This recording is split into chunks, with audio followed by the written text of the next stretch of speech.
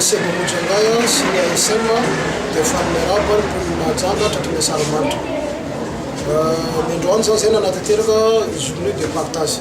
Zany hoe zany activité potentielle ho an'ny ASM izay anatin'ilay volana indroa sy indroa anatin'ilay volana natanterana azy. Ny prioritaire amin'izany dia ny be antitra ny olona sahirana. Ka ny androany moa zany be antitra ny tandrify eto fokotanin'ny Tsararano ambany no anaovana azy. Dia hitanareo moa zany efa be antitra zany amin'ny fomba malagasy zany dadilahy sy dadivavy zany tena loloavana tamponiloha. Ny ASM dia ny structure anazy roa mazava tsara.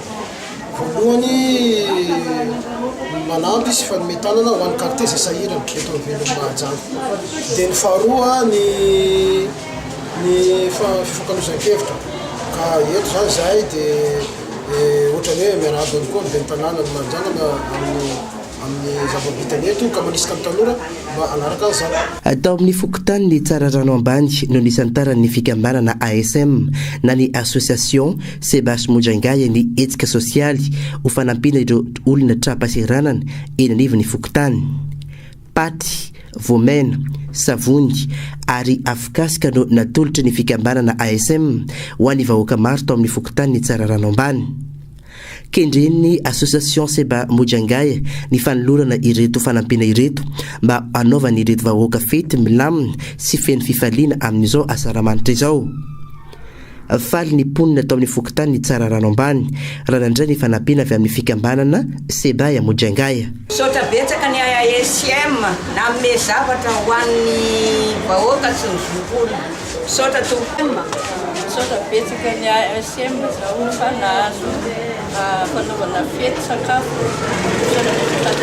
Misaotra aminareo loatra tia nareo